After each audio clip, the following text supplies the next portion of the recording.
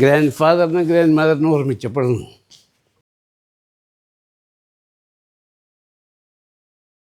ഞാൻ എൻ്റെ ചെറുപ്പകാലത്ത് ഞങ്ങളുടെ കുടുംബത്തിൽ എൻ്റെ ഉപ്പയും 6 ജ്യേഷ്ഠന്മാർ 7 ആളായിരുന്നു.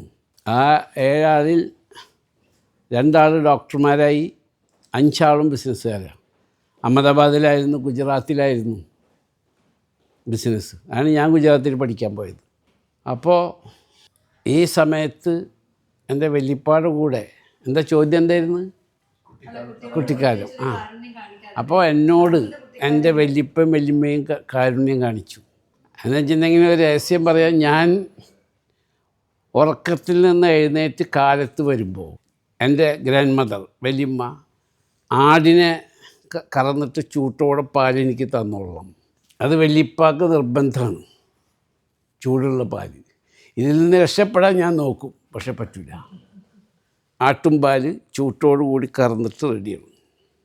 അത്രയും കാരുണ്യമായിരുന്നു എൻ്റെ ഗ്രാൻഡ് ഫാദറിനും ഗ്രാൻഡ് മദറിനും എന്നോട്.